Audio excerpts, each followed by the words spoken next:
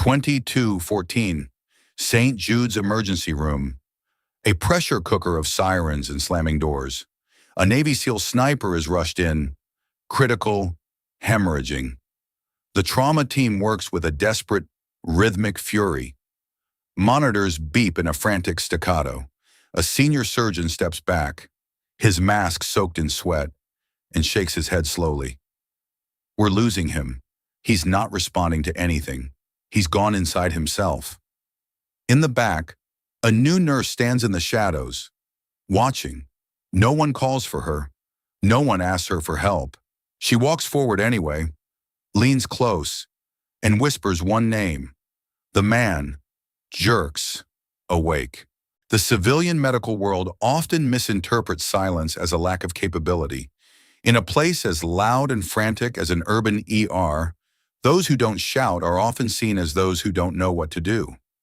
Elena Ward, 28 years old, had been at St. Jude's for exactly 2 weeks. Her personnel file was remarkably sparse, almost intentionally boring.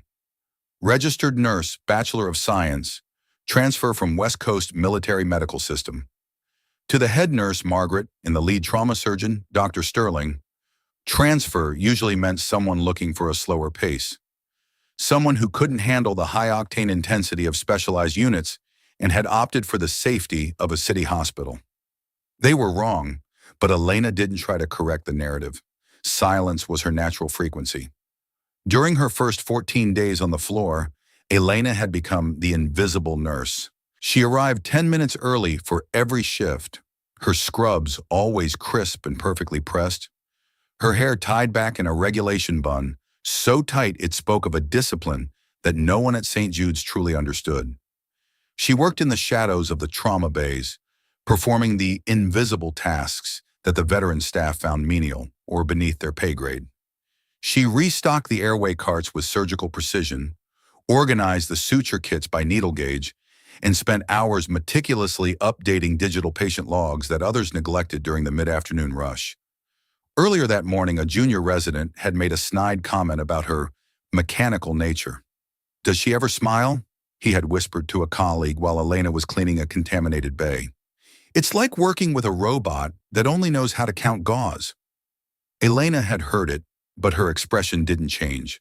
She knew that in the places she had been, a smile was a distraction, and a robot's precision was often the only thing that kept a soul inside a body.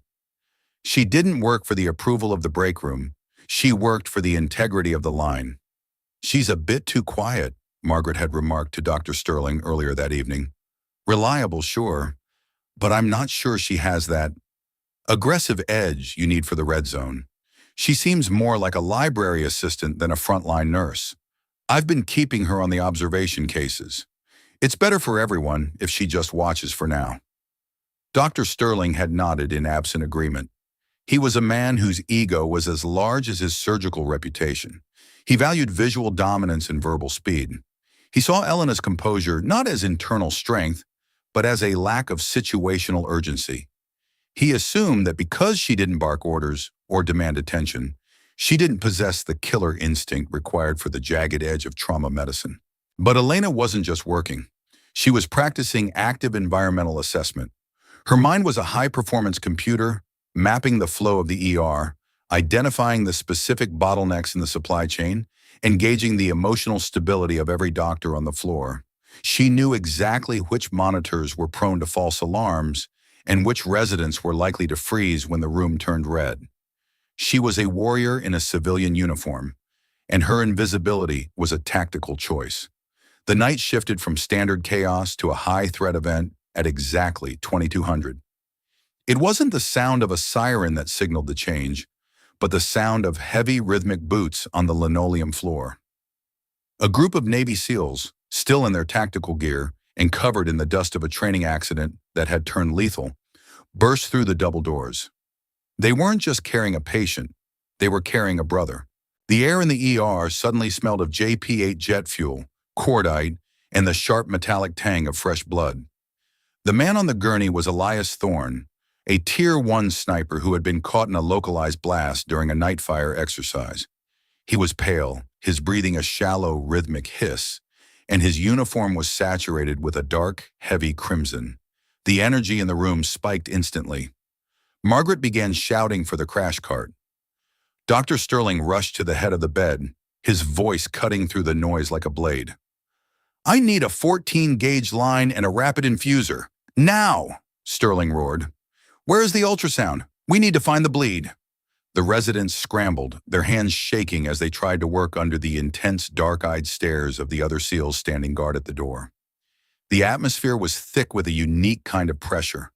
The pressure of saving a man who looked like he was carved from granite, but was currently leaking his life onto the sterile floor. Elena stood at the periphery of the bay. She didn't jump into the middle of the shouting. She didn't try to prove her worth to Dr. Sterling.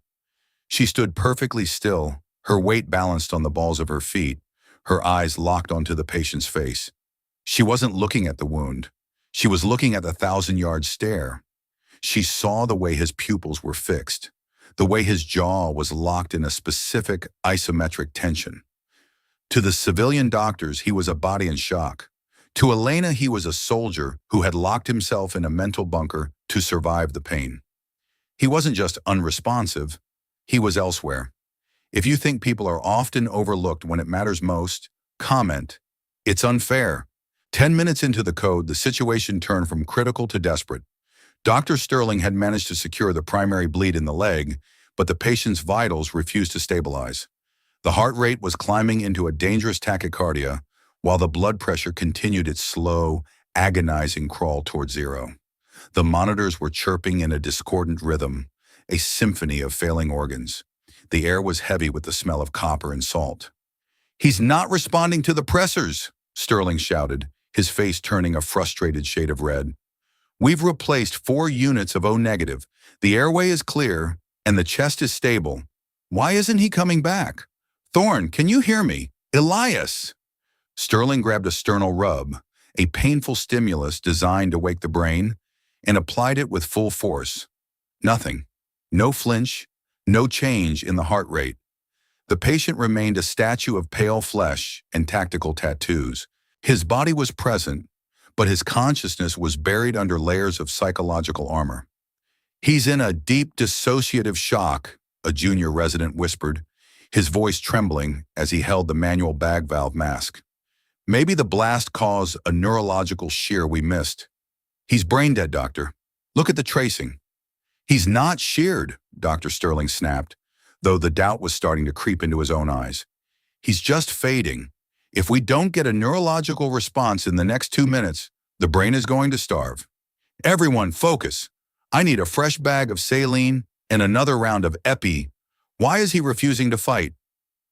The SEALs at the door were becoming restless.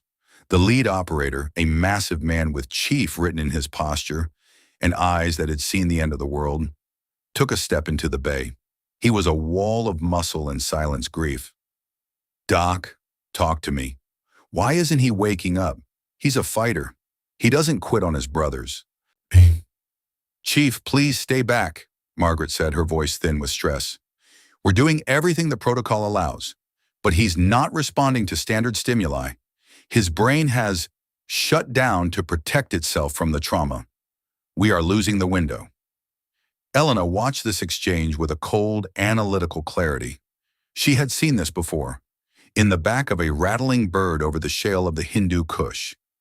In the places where the sand is hot and the world is loud, the brain does strange things to protect the soul. It retreats into a safe room, a place where no pain or noise can reach. A sternal rub or a shouted name is just white noise to a mind that has decided it is no longer in the room.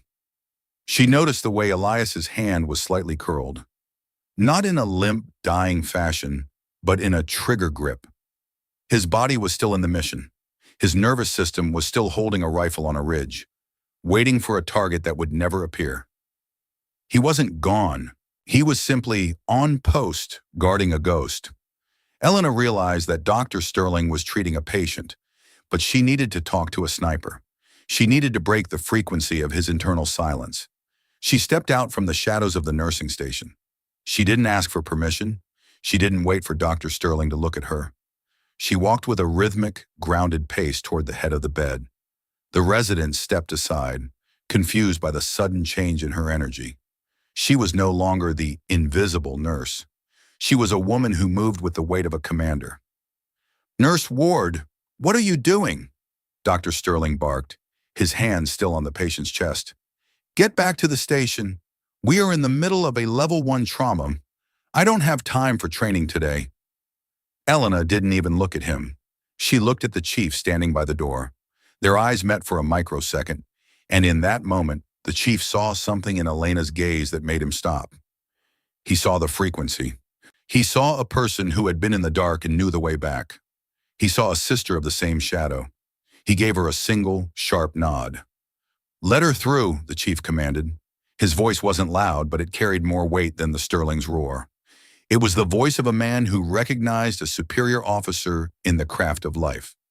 Dr. Sterling froze, his ego warring with the authority of the operator. He stepped back, his hands hovering in the air. "This is highly irregular.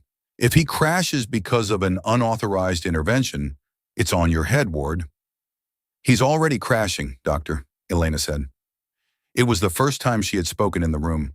Her voice was a low-frequency hum, designed to vibrate beneath the pitch of the monitors. It was a sound meant for a quiet room, or a quiet mind. She leaned down, her face inches from Elias's ear. She didn't smell like antiseptic or bleach. She had a faint scent of the outside air on her scrubs, the same air he had been breathing on the range. She placed one hand on his shoulder, not a medical touch, but a firm, anchoring grip of a teammate. She wasn't trying to treat him. She was trying to extract him. "If you realize not all silence means absence, comment, I was wrong." Elena didn't call him Elias. She didn't call him Mr. Thorne. To a mind trapped in a combat memory, those names belong to a world that doesn't exist anymore. They are names for a civilian, for a son, for a friend. But in the safe room of the warrior's mind, there is only the mission and the identity forged in fire. She leaned closer, her lips almost touching his ear. "Ghost One," she whispered. "This is Sentry. Do you copy?" The effect was not a miracle. It was a physiological reset. The monitor, which had been singing a flat, dying song, suddenly chirped. The heart rate spiked. 110, 125, 140. It wasn't the tachycardia of shock. It was the spike of adrenaline from a man who had just heard his call sign on a dead frequency. The trigger grip on his hand tightened until his knuckles turned white. Elena didn't stop. She kept the rhythm. "Ghost One, the AO is secure. The bird is on the pad. I am relieving you of your post. Return to base. Do you copy?" The line is held. "Your brothers are home. The man on the bed, the statue, the body that Dr. Sterling had given up on, suddenly moved. His fingers snapped shut. His chest heaved with a deep, shuddering breath, the kind of breath a person takes when they break the surface of a frozen lake. It was a violent, primal reclaiming of life. And then, Elias Thorne jerked his head to the left, his eyes snapping open. They weren't the foggy, disoriented eyes of a trauma patient. They were sharp.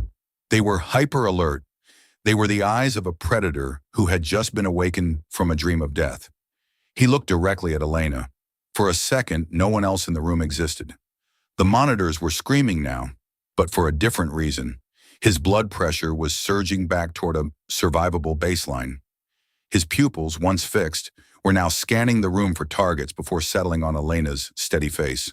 "Response!" Margaret shouted, her voice full of a sudden, desperate hope. "We have a neurological response. Pupils are reactive. He's back. My God, he's actually back." Dr. Sterling stood paralyzed. He was staring at Elena like she was a ghost. How did you?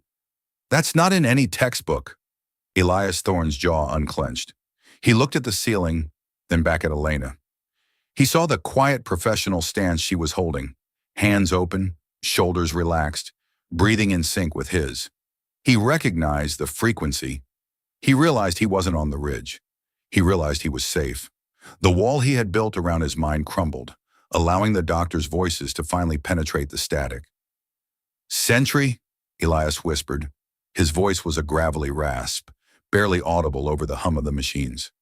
The line is held, Ghost One, Elena replied softly. She stepped back, her posture returning to that modest, unassuming baseline. She became the rookie again in a heartbeat. Dr. Sterling, his mean arterial pressure is rising. You have your window. Stabilize the secondary bleed before the adrenaline dump wears off. He's fighting for you now. The trauma bay exploded into motion once more, but this time it was a different kind of energy. It wasn't the energy of a funeral, it was the energy of a mission. Dr. Sterling, his arrogance replaced by a profound, humbled focus, began to work with a speed he had never achieved before. He utilized the window Elena had opened, performing a complex vascular tie-off that saved Elias's leg and his life. The SEALs at the door were no longer standing guard. They were watching Elena with a reverent awe.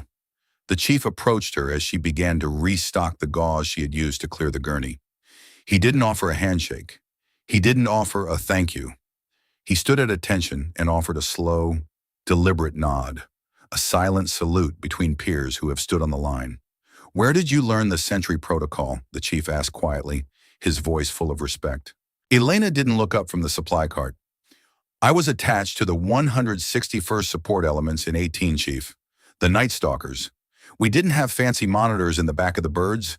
We just had our voices and the will to keep them in the world.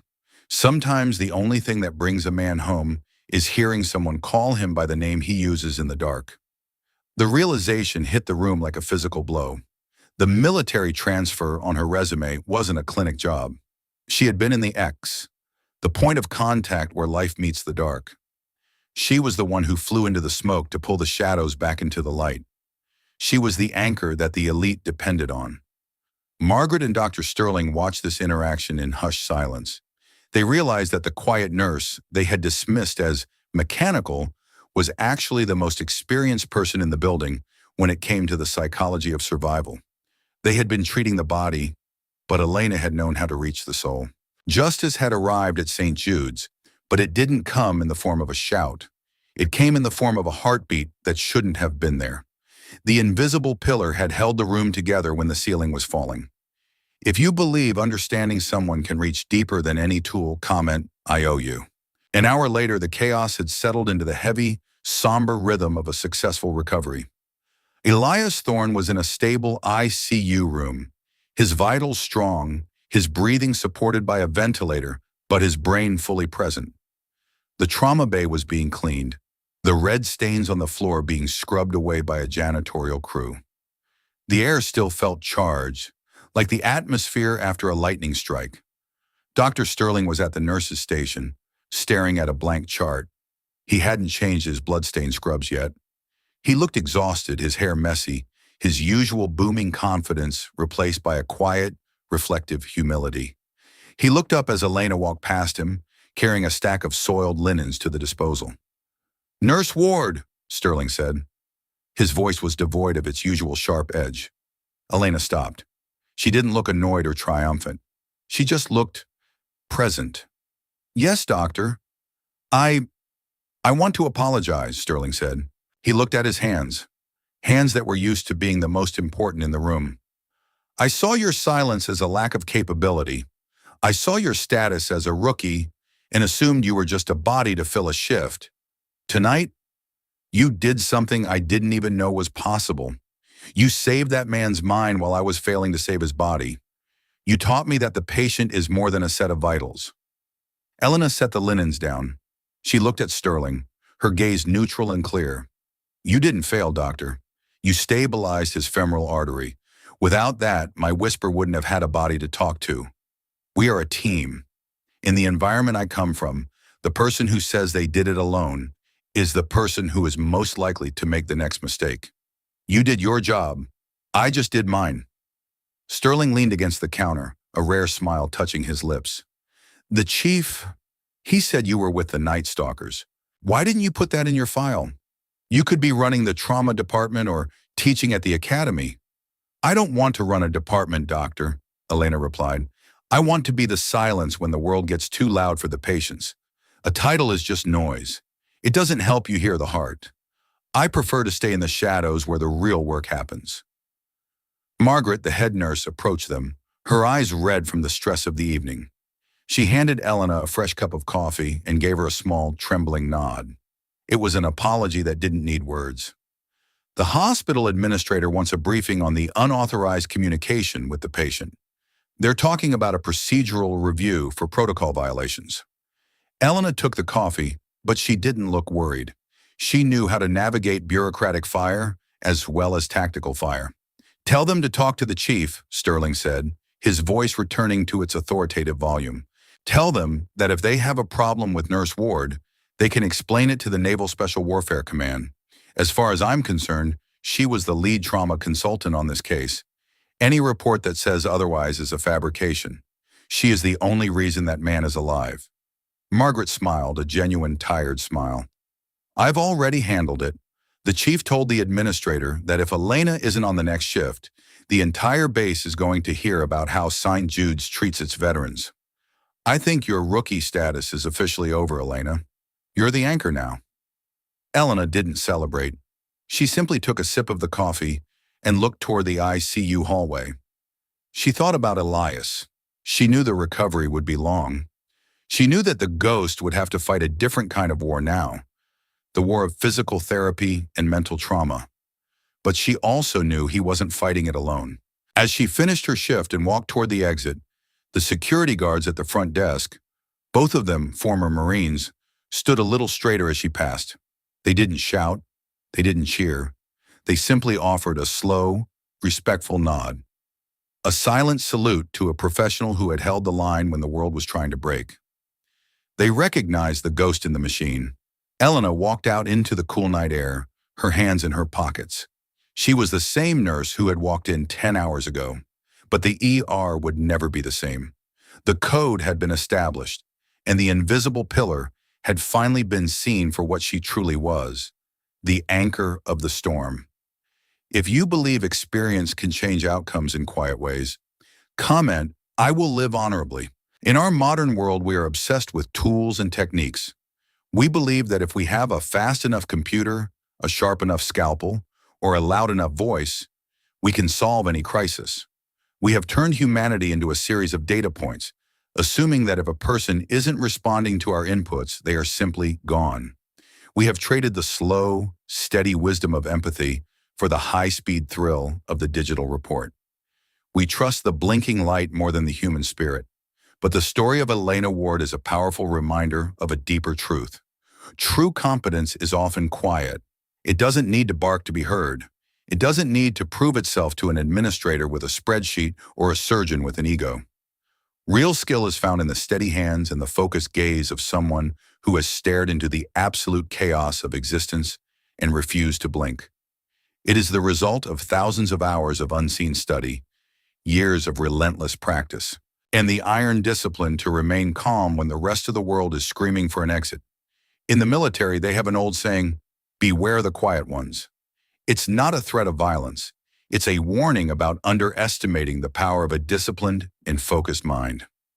The people who solve the hardest problems, the ones who hold the world together when the plans fall apart and the machines fail, are rarely the ones seeking the spotlight. They are the ones in the back of the room, observing, learning, and waiting for the moment they are truly needed. They are the invisible pillars of our society. Elena Ward didn't fail her first 2 weeks at the hospital because she was passive. She was simply being the professional she was trained to be. She understood that in a crisis, the most dangerous thing isn't the injury itself. It's the noise of the panic and the weight of the ego. She chose to be the silence. She chose to be the anchor that allowed the doctors to do their work. When you look at the people around you, your colleagues, your neighbors, the strangers you pass on the street, remember the invisible pillar. Remember that the person you might be dismissing as just a rookie, just a clerk, or just a bystander might be the same person who would crawl through fire to save you without ever asking for a thank you or a headline. The world is full of extras who are actually the leads in the most important stories of our lives. Respect isn't given to the rank, the title, or the volume of a person's voice. It's given to the character. It's given to the actions that happen when no one is watching and there is no reward other than the mission itself. Justice isn't a legal outcome. It's the moment when excellence is finally seen for what it is. It is the realization that the most dangerous, most capable person in the room is often the one who says the least. Always look deeper. Always value the quiet professional. Because one day the sky will turn red, the ground will shake, and you'll find yourself praying for someone like Eleanor Ward to step out of the shadows and hold your world together. You'll realize then that the silence wasn't weakness. It was the sound of a master at work, waiting for the exact second to change everything with a single, deliberate whisper. Be that person. Be the calm in the storm. Be the one who works in the dark so that others can live in the light. Because in the end, it is the silence of the expert that makes the loudest difference in the world.